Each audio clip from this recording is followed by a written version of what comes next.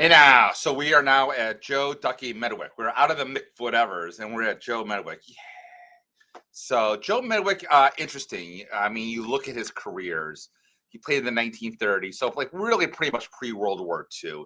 10-time All-Star. He was the last National League player to win the Triple Crown. There have been 5 American League players, but for whatever reason, he's one of the last National League player to win the Triple Crown way back in 1937. So we're talking close to 90 years, and no one has done it since for whatever in the National League.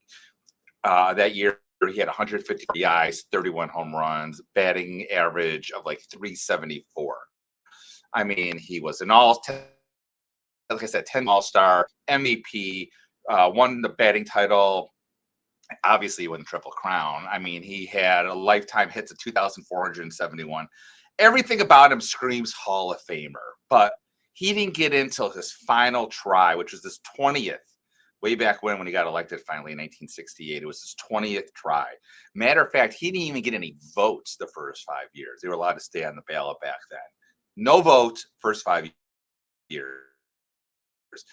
And everyone believes it stems from incident at Game 7 of the 1934 World Series. Cardinals were in; they were already winning 9-0.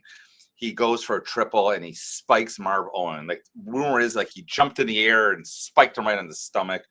Fight broke out, and when he at the next top of the next inning or the bottom of the inning, whatever, he goes into the outfield, and all the fans start pelting fruit at him. Like people don't know where the fruit came from.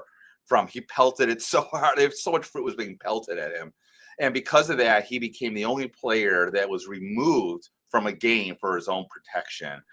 Judge Landis was there at the time at the Game 7, and he actually removed Joe Medwick from the game. And it had no bearing on the game itself. St. Louis was clearly in hand. But because of that, people say all that all translated down. He was a kind of a bitter person. It took him to his 20th try to get to the Hall of Fame, which he cleared easily, and he was alive, fortunately, to see it.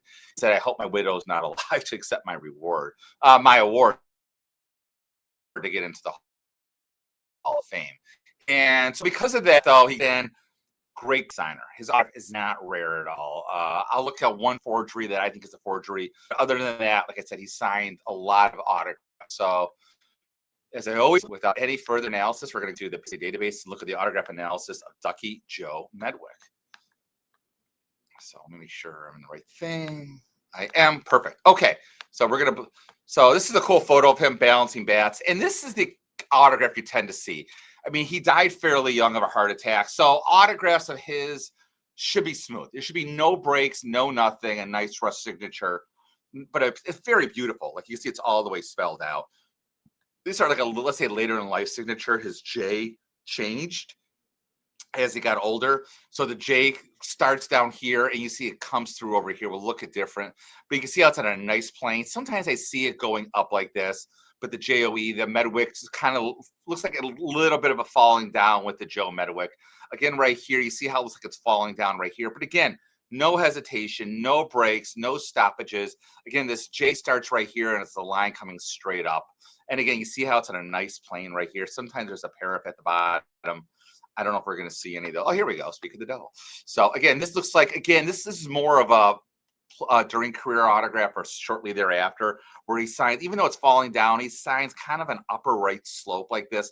You see how the J comes through right here. You see how the J right here is right in the middle. It ends right here. Here it comes through. So that's a little bit earlier in life. So the J kind of changes. Again, this is his 1935 contract. We were talking about the J right there. His autograph's a little more sloppy. But again, this is because he was like not signing autographs as much.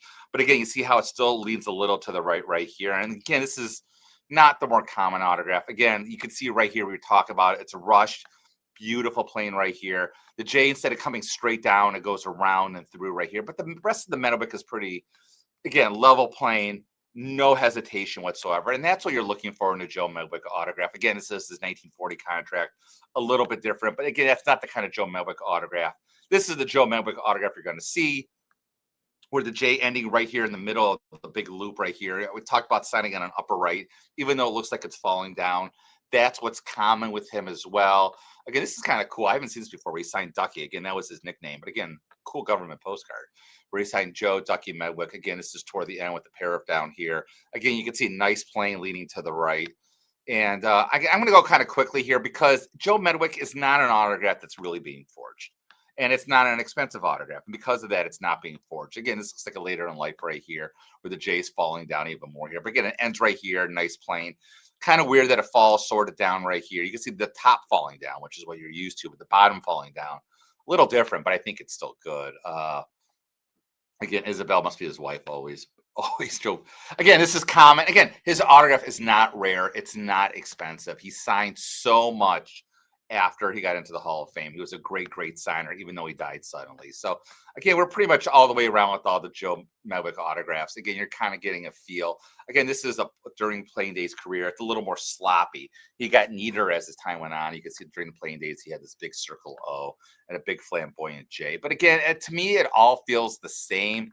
I mean, looking at eBay, you can see what this stuff sells for. Not that much. I mean, going down, I think everything is good. Like even this $36 autograph, I think is good. So you can get his autograph for under $50. Obviously, you're going to pay more as you start getting to like single sign baseballs as well. But again, nothing terribly expensive here. Not $149. Let's see, even the most expensive, $450 on a sweet spot with other Hall of Famers. Not bad. The one thing I wanted to point out was this one right here. This autograph was on Outer Safe. Actually, this was in 2021 when Outer Safe was getting started. And I was the first one to comment on it way back in 2021.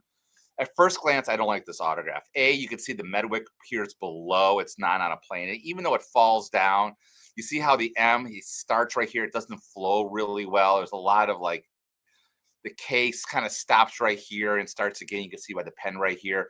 The J should be coming straight up, not like this. Just not a fan personally. Can I say it's 100% fake? No. Would I pass it? No, I'm just not a fan. So yeah, that's it with Joe Ducky Medwick. That's a lot. That's a lot. Like I said, he's not terribly rare. $100. That's it. Don't spend more.